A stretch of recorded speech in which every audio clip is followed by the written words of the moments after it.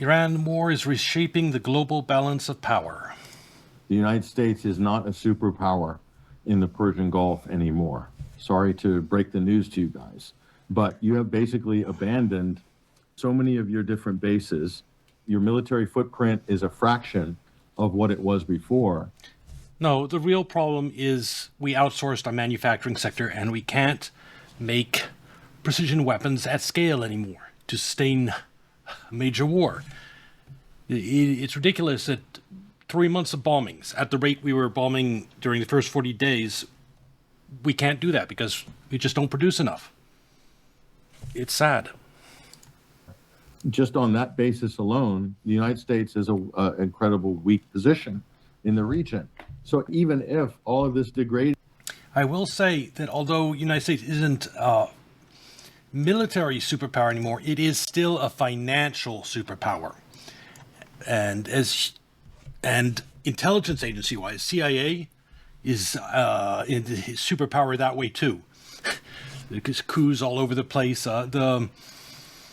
We still are monstrously strong in terms of financial and covert activities, and so that gives us a lot of pressure to keep our bases and keep control of Middle East.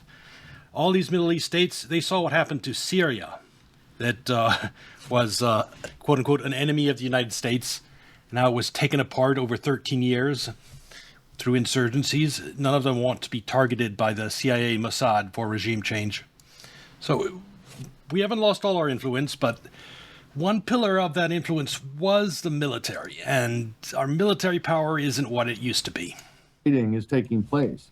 And even if the United States are racking up these great numbers and stats about all the people they've killed, all the boats that they've destroyed, all of the infrastructure and things that they've ruined in Iran, where is this going to be in a year?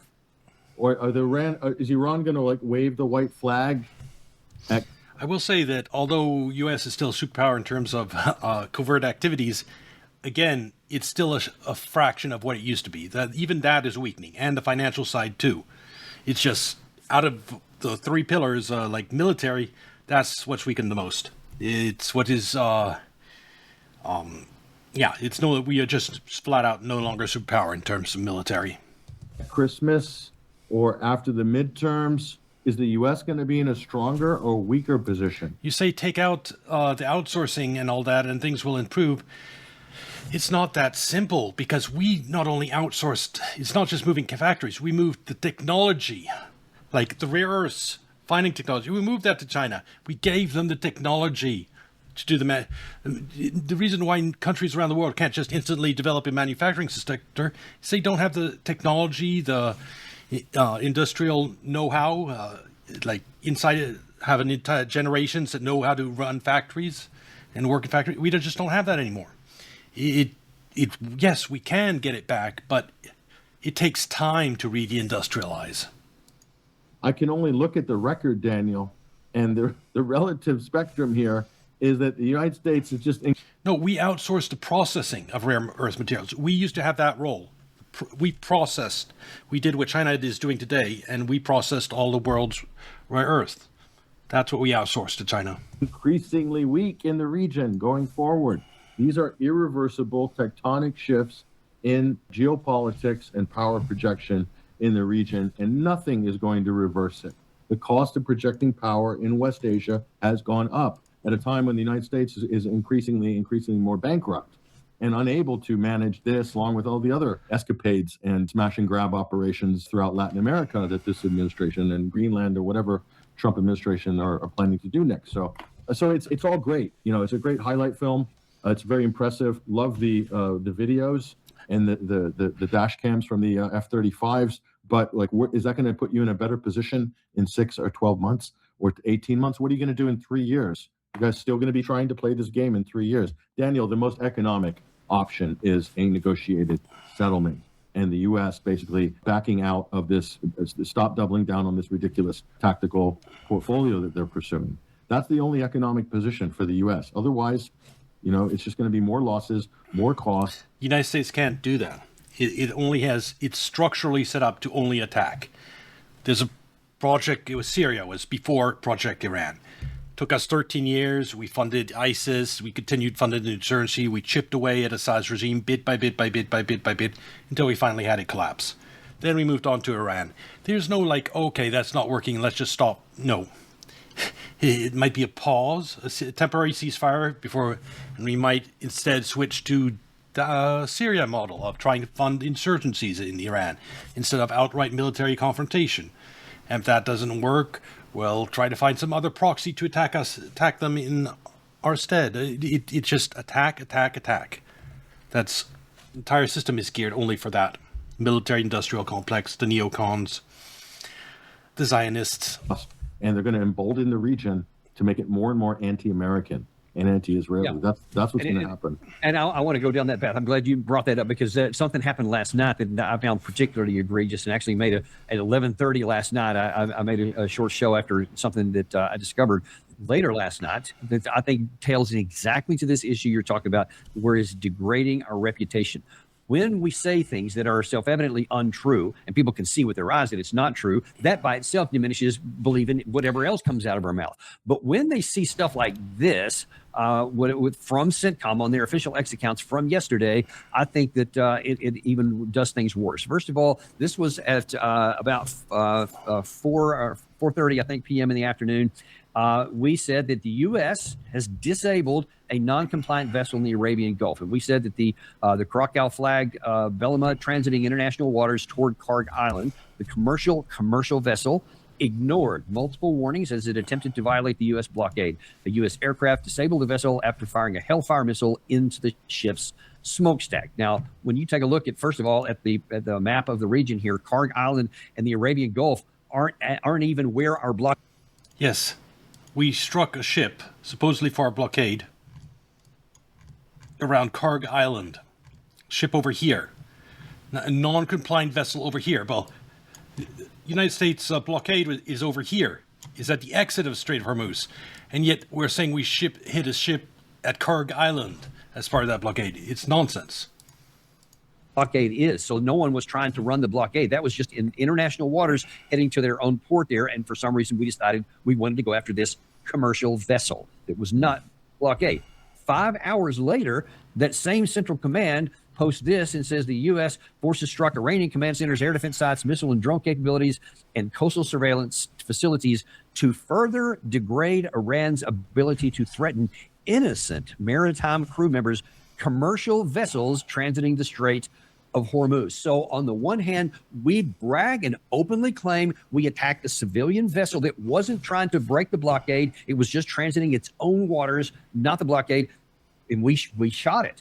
And then hours later, we say that we shot Iran because they were threatening civilian vessels identical to what we did, except in those cases, the ships were transiting, breaking their blockade in the southern corridor of the Omani waters. So how is that viewed when we have such radical and dramatic, in-your-face, hours apart, contradictory statements like this? That's well, the world is certainly, the Iranians aren't going to take the U.S. seriously on the face of anything they say, and they shouldn't.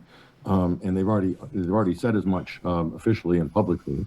But in terms of the rest of the world, any law-abiding nations following the UN Convention of the Law of the Seas or international law are going to look at that and realize that actually no, the United States is very risky. They're attacking commercial ships. The U.S. The mainstream media still has an enormous amount of control.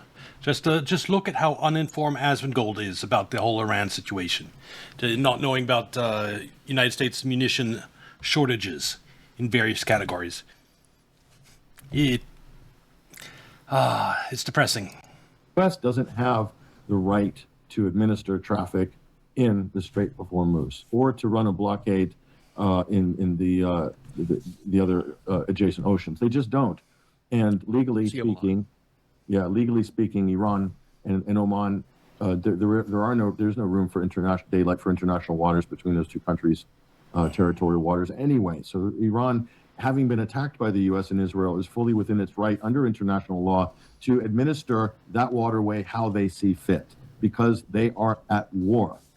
Okay, the United States, it has declared war on Iran, and so Iran has been attacked by Israel and the U.S., and they will administer the strait however they want, and it's within their right to do so. You can't attack But this makes Trump very unhappy. a country, start a war, and then turn around and then complain about the blowback and the ramifications of your own actions. But that's what the U.S. is attempting to do. It's just absolutely ridiculous. And a lot of countries are looking at Washington right now and thinking, you guys have really lost the plot on this. And, you know, I see the vice president on the Joe Rogan show, and it's just sad that, you know, his main concern is clearly campaigning for 2028 and not really dealing with this. Yeah, he should give up on that. No one inside this administration has any hope for 2028. Substance of this issue, because we're looking for people to like actually engage in the actual issues, because the president's not engaging in the issues. The president is out in la la land saying the stupidest crazy things on True Social, talking about a 20% global tax on all commercial activity through the Persian Gulf. I mean, what? I mean, it's not just Trump it's going to hurt when the reality of Iran hits the American people. When Asmongold finds out we've lost the war, he's not just going to be mad at Trump. He's going to be mad at Rubio. He's going to be mad at the vice president. Also for lying, for not letting him and American people know that the United States was losing this war. So they're all going to be tarnished. So not only is Asmongold going to be mad about them lying about us winning the war, he's also going to be extra mad when he learns about the oil shortages that they're also lying about. So there's a lot of political damage heading the direction of the Trump administration and everyone in it. And it's going to hurt Republicans in the midterms. Is going on? Where's J.D. Vance? He's, instead of bringing some levity to the situation, he's making up stories about what's happening, the MOU and negotiation. If Congress passes a Save America Act, then that might limit the damage. Democrats probably still win, but it would limit the damage. But I'm not sure they'll pass that. It's getting near the election now. It's only like 4 months away, 5 months away. Trump wasted all his time and energy on the stupid Iran war instead of passing something that is absolutely crucial, the Save America Act, and I hate everything. So, like, where's the leadership coming from? We've lost the vice president. We've lost the president. What? Well, what Go ahead. What I can tell you is from one of the other government officials from the White House, Stephen Miller, he wants to put his spin on top of this. And if the idea is for the United States to actually find a negotiated settlement, to try to find a way to end the conflict, to get the Strait of Hormuz opened up so that the flow of oil goes back and helps the global economy and therefore the American economy, if that was actually our goal, then we would be saying things along that line to try and smooth over these issues, and let's have a conversation. Let's have a talk about it. Let's re-engage with paragraph 5. What does it actually mean? Do we have any common sense? That's what we would do if that was our interest. Instead, here's what Stephen Miller says is our interest. There are elements in the country, in the government, that are desperate to make a deal with the United States. And we entered into an agreement that the Iranians violated. They attacked commercial ship. Lies. It was the United States that broke every part of the MOU. But we don't have a functioning media. Through the strait, and President Trump made clear, you do not cross the United States. You do not violate an agreement with the United States. It was the United States that did the violating. Do not break your word with President Trump or America. And you It's President Trump's word that's worth nothing right now. attack shipping in violation of that agreement, and you will pay a hellish price. Okay. So The thing is, I'm not even sure Trump knows that. The people around him are lying to him enough. He might actually believe it was Iran that broke the deal. Who knows? we obviously attacked civilian shipping. We just pointed that out. We had, according to the MOU, to release energy sanctions on Iran. We did that for a while, and then we took them back off, and then we added some new ones on. We were supposed to release frozen funds. We didn't do that. We were supposed to make an account for $300 billion reconstruction fund. We didn't do that. But otherwise, we did everything. Well, actually, we did nothing. What do Nothing. you make of that?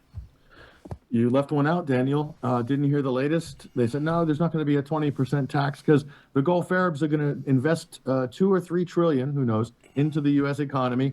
I heard that one. You remember that 18 months ago? In regards to the blockade call, and to be completely fair, a blockade implies blockade of a port, country, or entire region. The U.S. naval blockade declared all Iranian territorial ports, oil terminals as off limits, meaning they are free to fire upon you if you ignore their warnings, civilian or military. I see your argument, and the United States needs to do a better job of communicating that, because I'm sure that Iranian ship was just surprised to be fired upon, because the initial blockade was out here. It had to do with the Strait of Hormuz. It's possible the U.S. might have changed the way it's enforcing its blockade this time, but I'm talking about during the first blockade that Trump set up. All the ships that were hit were all in this region. The ship near Carg Island is the first time they attacked a ship as part of that blockade that's not outside the Strait of Hormuz. I'm sure it was a surprise to some people. 3 trillion, who knows, into the U.S. economy. I heard that one. You remember that 18 months ago on the trip to Qatar when the women were spinning their hair around? Donald Trump declared victory and said all this direct investment's going to come to reheat the U.S. economy, which is the hottest economy on the planet. It's running hot, all right, Daniel, but on the inflationary side. But that's another conversation. But that's the fallback position. It's just one of these. They're now into the recycling phase of recycling these sort of excuses and talking points. So the Arabs bailing us out with investment ain't going to happen. I can tell you right now, they're not going to be throwing money at the U.S. economy. They'll be throwing it into emerging markets where they get an actual return on their. Yeah, I could perfectly see it from what Srebruski is saying is logical, that is a way to enforce the blockade. It doesn't have to do with Strait of Hormuz. It's just blockading all Iranian ports. And by that logic, they could attack ships out here that are leaving and coming to Iran. But the enforcement of the U.S. blockade before was right out here, outside of Oman. Attacking ships in here is a change, at least in the way the United States is enforcing the blockade. And it probably caught the Iranians by surprise. Investment, but it's not the U.S. Top U.S. Investor gurus are saying don't invest in the U.S. economy right now, saying invest in emerging markets. So, I'm sure that if one thing, the Saudis and the Gulfs are very smart about where they invest their money. I can tell you that for sure. And it's not going to be in the United States. Certainly not in those numbers. The reason a lot of these monarchs are in power in the Middle East is because we have U.S. Military bases there, and we prop them up, not only through direct military power in the region, but through CIA. And part of that bargain is they sell their oil in dollars, and they invest their dollars in the United States. There are bitches, so to speak. And so, yes, it would be smart of them to invest in emerging markets, but no, they're going to be investing in the U.S. regardless if it's an insanely stupid decision. That is their purpose. Numbers here. But one other thing that Miller had to say there. You know this to be true because remember the swap lines that United Emigrates asked for because it was desperate for dollars? How can a country that has invested hundreds of billions of dollars in the United States be desperate for dollars? It's because they're not allowed to sell their investments in the United States. It's a one-way trip. They just plop your money in the United States, never allowed to take it out. It's an IOU from the United States that we never intend to repay.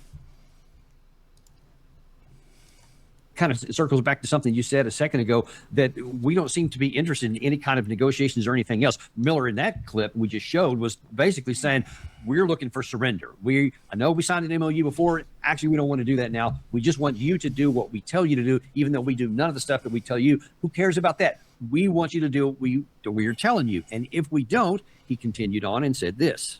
One way or another, whether it be through bombing, whether it be through the blockade, whether it be through economic strangulation, whether it be through global pressure brought to bear, any or all of these things, one way or another, this country, this regime, will ultimately be forced to change its ways. It's going to happen, Sean, and President Trump has the strength and the fortitude to see it through to its conclusion.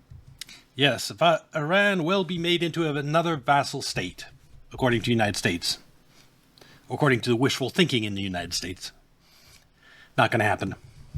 Okay, again, I can ask, why did we sign the MOU in the first place? Why did we do the ceasefire in April before? If that's the case, then we should have went through there. Now, I don't know if we've already gone through that deal to where all right, let's retool and reload and whatever, and then we'll go back, and maybe that's what this is. I don't know, but there is no diplomacy in his voice whatsoever. This is just either you do it. Yeah, Trump wants surrender of Iran. That's all he's interested in. This deal with Iran, the MOU that allows Iran to get all these things it wants, is poison for him politically. He'll never agree to it unless he's forced to. Or we're going to destroy you. But I got to ask, Patrick, can we succeed at that? I don't know. I don't have a lot of confidence in it, in that happening, because first of all, what are Stephen Miller's qualifications for talking about sensitive foreign policy issues? I mean, he doesn't even have a law degree. And he was the head of America First Legal, which is kind of interesting. But anyway, and he's practically chief of staff or deputy chief of staff of the White House.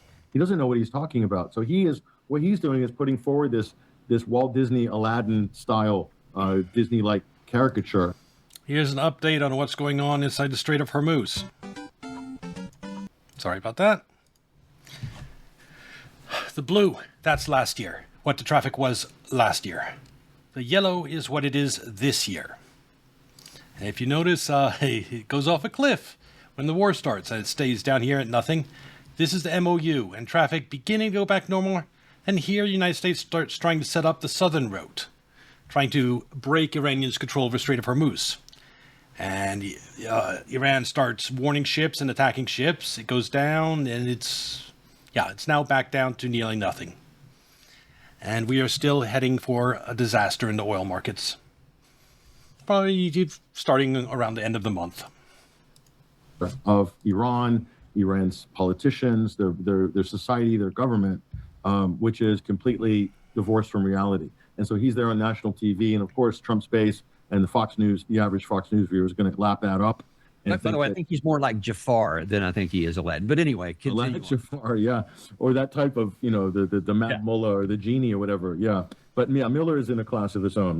Let's give him all due respect in that sense. He's in his own special lane. But look, the rhetoric and all this stuff. It seems like kind of desperate. There's a lot of desperation. J.D. Vance, when he was doing the Rogan interview, I know you covered this ad nauseum, but Trump wanted something done quickly. I don't think he wanted a war. Putting boots on the ground was the last thing he wanted to do. But frankly, assuming he could just kinetic diplomacy Iran into submission was the wrong play. Exactly. I completely agree.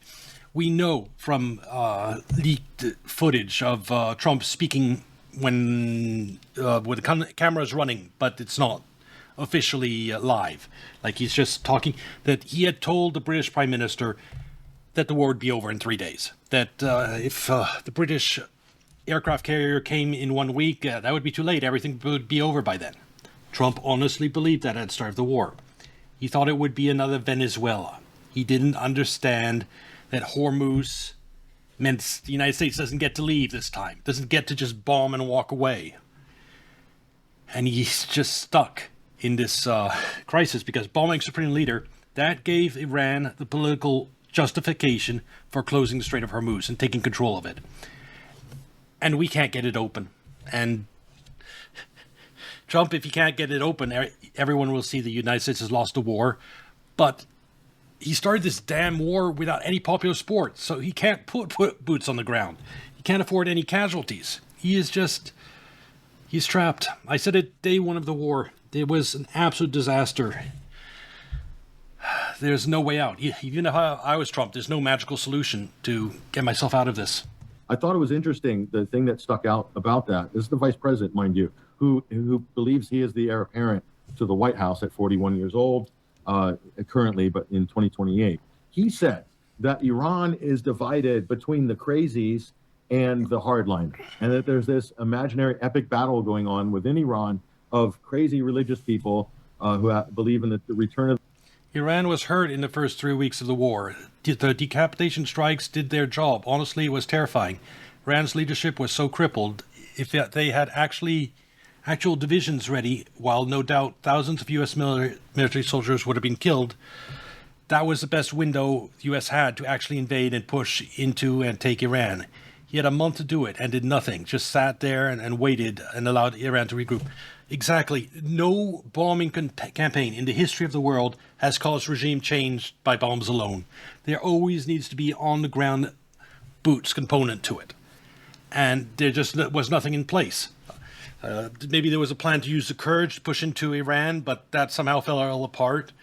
And whatever behind-the-scenes plans for Venezuela-type scenario, that didn't materialize. Yeah, if there was going to be a regime change, it would have happened day 1 or 2.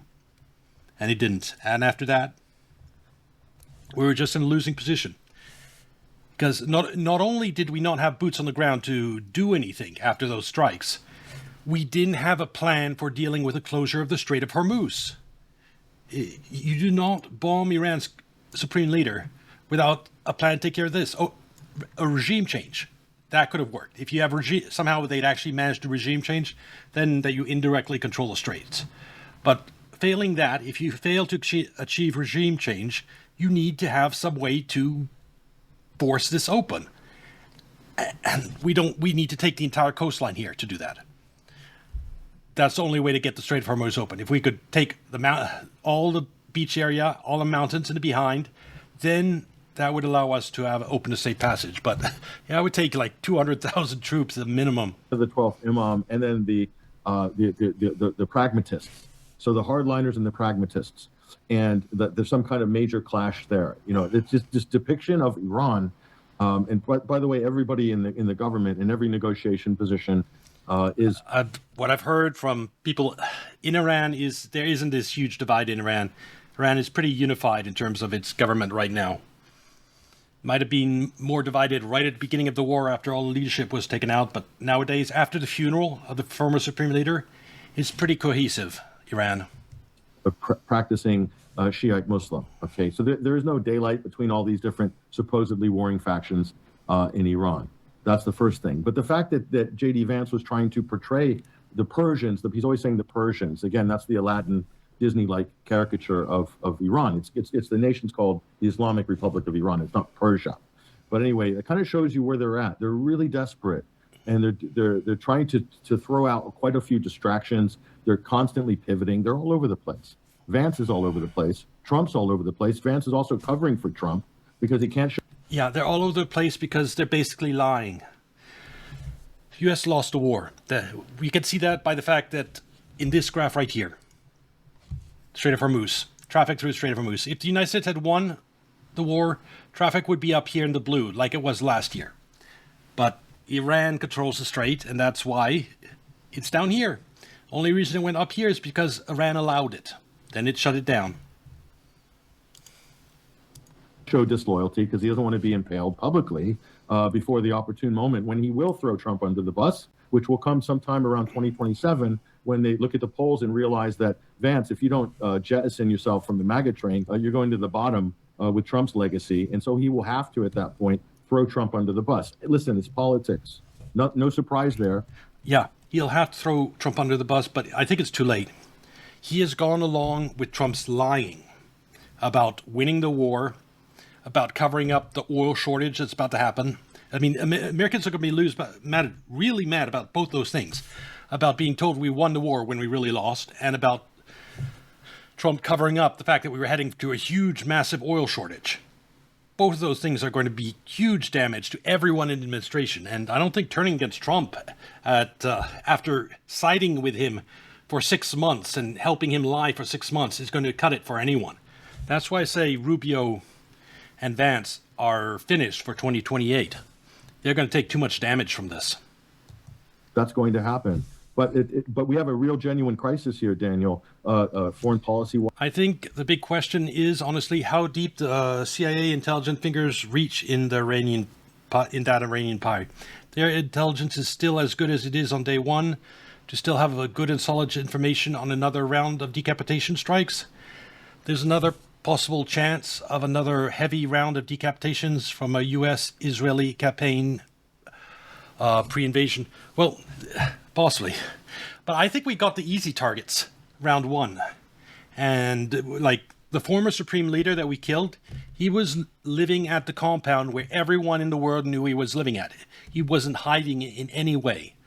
And we got all the rest of the leaders because we gave Iran this final offer to avoid the war as part of the negotiations, and they all met together to consider this final offer to avoid the war. And then we bombed Supreme Leader's compound and killed all these leaders. I don't think something like that's going to work again. So I think that the Iranians that distrust the United States are the ones that have survived. And I think, I bet you the current Supreme Leader is living under a granite mountain, somewhere we can't bomb him, even if we found out where he is. That's my bet. Because if he's not making public appearances, why wouldn't you? The only reason to not be under a granite mountain if you're an Iranian leader is because you're interacting with people. And if you're not interacting with people, my God, go live in the deepest bunker in Iran. Wise geopolitically and economically for the U.S. Oh, and about the CIA, you have to understand one thing. One difference between Syria and Iran that we successfully took out through covert actions with ISIS, whatever. Iran has a direct connection with Russia. And Russia is not about to let Iran go under. China is connected through Pakistan, its ally. Both these two superpowers are backing the Iranian regime and are working to counter the CIA. During the protests, when the protest happens and it looked like the protests were gaining ground, it looked like they might actually turn into counter-revolution. Russia, apparently, is the one that shut down the Starlink terminals in Tehran and completely killed the CIA's attempt at the color revolution because all the agents couldn't get paid anymore. They would destroy stuff, film it, and then upload that to the internet, and then Mossad, CIA would give them payments. But without the internet, that's shut down. And that's how Iran took control of the situation. A key part of that was Russia jamming the Starlinks. That's one example of how it's not just the CIA versus Iran here. There are other players. It is very much an existential potential threat for the United States if you think about the instability involved with the current policy trajectory. So, you don't have anybody who is able to transcend any of this and show actual leadership or character within the current setup of the Trump administration. So this is really difficult. We're looking for somebody who's going to be able to, between Rubio, Vance, Trump, Miller, this is a lost cause. You're looking at an absolute circus here. They were wrong. They're on the wrong footing from the very beginning. Yeah, the fact that Trump, there was no plan. It was just we bomb Supreme Leader and then there'll be regime change. People will celebrate. It'll be just like Venezuela. And when that didn't happen, there was no plan, nothing in place. You just know that from the blockade. The blockade. What do you think is more efficient? Blockading Iran day one after we bomb the Supreme Leader to starve them at resources at a time the nation is in chaos. And yeah, that seems pretty effective. But we don't do that. What we do is we bomb the Supreme Leader, then we let Iran export record amounts of oil at record prices for a month and a half. Then we blockade them. Does that sound very efficient? It's like trying to starve someone, but first you give them a huge feast, 7-course feast, and then you lock them in a room and try to starve them. It'd be more efficient if you just did the locking in the room and you didn't give them the feast first, And there hasn't been a mea culpa. Instead, they're all basically covering for each other and then spouting out about Iran can't have nuclear weapons, whatever. That'll be the talking point next week, whatever.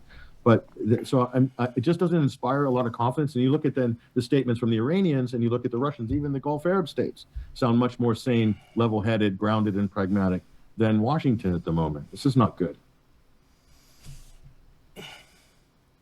So let me ask you a final question here. You saw Keith Kellogg, you saw Admiral Cooper, you just saw Stephen Miller. I mean, all just pounding the desk about how we're going to win, and they're either going to submit or they're going to go down, and we're going to take it, whatever. That is my, let's say, litmus test for when we're getting close to an end of this Iran war. When Trump stops talking about winning. As long as Trump and everyone in the administration are trying to sell this war as a win, it's not over. He's still going to try to do something about the Strait of Hormuz. No. When the oil crisis happens, Trump will be desperate enough to go back to the MOU and this time abide by it. This actually unfreeze assets, actually lift sanctions. And he won't be talking about having won the Iran war anymore at that point. But as long as everyone in the administration is trying to sell this Iran fiasco as a victory, yeah, the bombs are going to keep flying. Military means. But we interviewed and talked to Suleiman Ahmed, who's out of UK, who was also there on the ground during a lot of this funeral ceremony. And he said something that really got my attention. I wonder if you saw anything similar in your journeys throughout the same period, where he said that so many of the people that he talked to at all the different stops that he was allowed to go through, he said that even if they lost like up to half of their population, they said that they would never submit to having a situation like you described a minute ago, where later on you'll come back and hit us again with another war. They say, no, we want to keep going here no matter what, and we'll suffer whatever we have to include millions of people dying potentially. And this is, I think Iran is actually going to establish real deterrence as a result of this. What I mean by that is most Americans wouldn't care less about the Iran war. Yes, the U.S. attacked Iran. So what? You read a headline about it. Why do I care? It doesn't affect with me. There's always wars going on, blah, blah, blah. When there's actual oil shortages, when there's rationing of gasoline, diesel, when the airline flights get canceled because of lack of jet fuel, people are going to notice. People are going to go, what the fuck is going on? This is not normal. And they're going to find out it. They're going to, Evening News is going to show them this graph of the Strait of Hormuz and traffic and what's been going on. They'll be like, turn it back on. Make it go back to the blue. Make it go back to normal. And this is because bombing Supreme Leader. Trump, undo what you did. And Trump will be forced to do that. And what that will change is the control over the straits will be recognized at that point. And if in 6 months Trump or neocons start talking about attacking Iran again, the American people are going to go ballistic. They're going to remember all the pain of the oil shortages. They might have lost their job because of it. They might have had to go into debt because they had to borrow for gas. And they're going to remember that. And if any politicians, Trump or otherwise, starts talking about bombing Iran again, they'll say, no, don't, never. It's going to be like political poison to even talk about attacking Iran. That's the type of deterrence Iran is about to establish for itself. So I say they're pursuing the right strategy. Long as we end up... What that type of deterrence is worth more than any promise from a U.S. president. It's the anger of the American people, the tension of the American people. That is the best enforcement of keeping the neocons in line. Where we finally have some peace because we have vanquished our opponents here. Yeah, farmers are already pissed, but that's only one group. It's not the wider population of the United States. That's coming. That happens when the oil shortage starts. So my question to you is, when Miller and Kellogg and J.D. Vance and ad infinitum Trump himself are all saying, basically, we're going to use our great military and coerce the Iranian side to do what we want eventually, will the people allow their government to even make that kind of a deal? What do you think? And Sir Brusky about, now it's we're all in situation. Well, that might be currently the attitude that, okay, we're going to have to do this Iran thing seriously. And that might be what the United States is trying to do right now, although there is that critical ammunition shortage, so they're limited. But they might still try that ground invasion in next week. Once the oil crisis hits, once people don't have gas at the pump and they ask why and they see this graph, they're going to demand, get this back up here. Trump, you broke it, fix it. Do whatever you have to. If you have to surrender, then surrender to Iran and get our oil back. That is what the people are going to demand. And there is a midterm coming right up. And if Trump doesn't exceed, Republicans are going to force Trump to get that oil back up to where it should be, because they want to limit the damage. No, and I don't think they will not make any concessions to the United States. They publicly said as much in no certain terms. This is not going to happen. They've been under sanctions, targeted assassinations, subterfuge, currency attacks on their actual currency for 47 years. So do you think that they're suddenly going to cry uncle? They're not going to cry uncle, but that's another reason why I think the crisis will be resolved in August. Once the oil shortage happens, once the Iranians start reading stories about Americans absolutely furious with Trump for the lack of gas, the price at the pumps, canceled airline flights, they're going to start saying, okay, we've established our deterrence. Once the oil crisis hits, one of Iran's biggest goals to establish deterrence will have been accomplished. And at that point, they will be more open to negotiations. Meanwhile, Trump will be under the insurmountable pressure to do something with Iran. So with Iran more open to negotiations and Trump under pressure, that's the recipe for a solution. So the oil crisis is the solution to this Iran war. After 50 years, when they have the upper hand geopolitically against the United States, I mean, Daniel, the judo move that Iran has pulled since February 28th is astounding by anyone's historical measure or any geopolitical analysis, that they managed to completely, they're not even on the par with the U.S. militarily, or Israel for that matter, or Turkey or anyone else in the region. So how have they been able to flip the leverage over what are clearly more control over this very crucial waterway right here that everyone knew was very important, but somehow Trump still attacked Iran's supreme leader. More powerful conventional political and economic forces? They have, and they've done it very, very carefully and very, very strategically. Do you think, after all of that, that they're going to submit to Stephen Miller's will, no matter how flustered and overheated he gets when he's making these proclamations? The answer is absolutely no. Not only that, but the religious disposition of Iran, their faith implores them, and this is one of the things that Americans probably don't understand or become so cynical that they don't believe that anybody could have such deep-seated principles. It implores them to take the moral positions that they're taking against oppressors and bullies, basically. That includes defending the Lebanese, the Palestinians, the Venezuelans, the Cubans, or whatever. That's literally, it's practically, not in those exact words, but enshrined in their constitution, more or less. Okay, so that is the religious element of Iran. At the core of their whole political economy is built around that. It's not an adjunct bolt-on separation of church and state. So it's really important people understand they're willing to go all the way. They're willing to make major personal, family, and national sacrifices. That's a reality. And that's why they've survived as long as they have under the most crippling sanctions, under the most devastating economic attacks, and also military attacks. They don't want to give in to tyranny. By the United States, not only standing on their feet, Daniel, but have reversed the leverage. There is no way that they're going to hoist the white flag. It's not going to happen. This is a delusional idea by people in America that have just lost the plot. They've been so detached. They've been reading Israeli propaganda. Also, Iran is being propped up by two superpowers, Russia and China. That's not a small element to this. That means they're getting very modern weapon systems and excellent tracking. From satellite tracking. One reason Iranian missiles are so accurate is because they got the Beidou system, Chinese GPS, and they're using that. And it can't be jammed by the United States. And that's why it's a completely different ballgame than it was last year during the 12-day war, when Iranian missiles used GPS and we could spoof them. And listening to the likes of Stephen Miller and all these other Israeli proxies that are all over the U.S. government and media. And so they have just a completely warped sense of reality when it comes to the region, West Asia, and of course, especially with Iran. They're the most dehumanized population.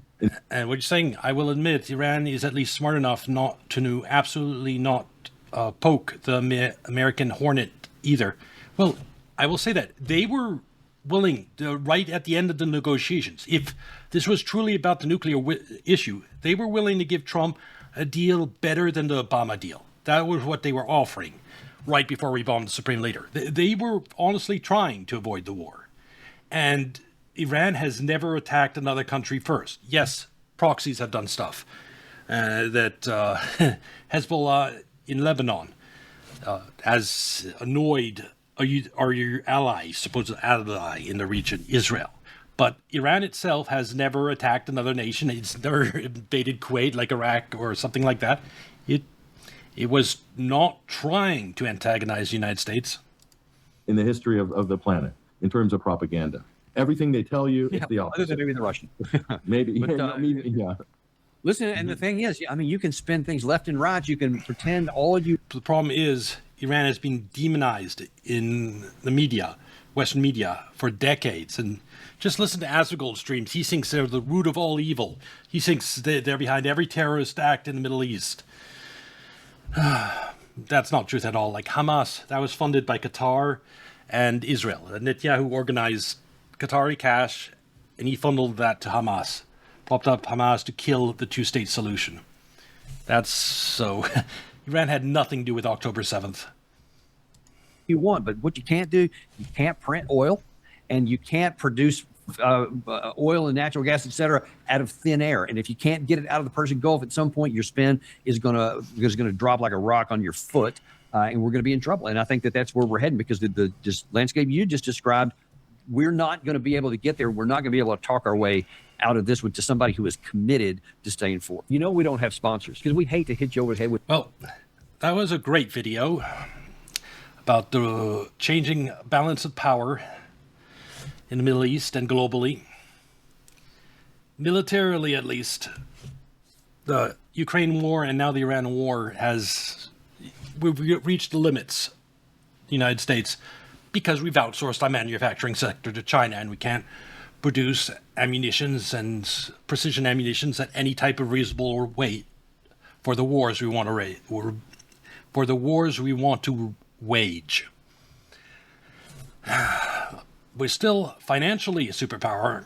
We still, in terms of covert actions and CIA, Mossad, a monster. We are terrifying, even compared to the China and Russia's intelligence services. We control the world covertly, but militarily, that is waning. And we're just, how is the United States going to act after this Iranian conflict when we have no more precision missiles? How are we going to protect Taiwan?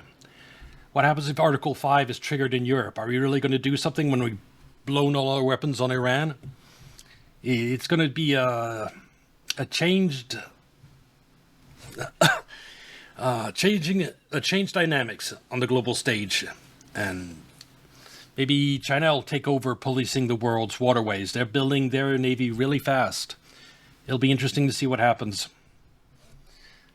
But it spells the end of the dollar's hegemony long term, because we are a reserve currency, yes, because we are the world's superpower, but militarily, at least, that's no longer true. And you're going to have some regions start to de-dollarize, which creates inflation in the United States, which will cause more places to de-dollarize, and I see that leading eventually to a very big drop in value for the dollar.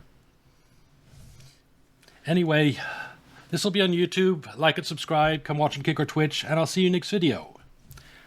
Bye.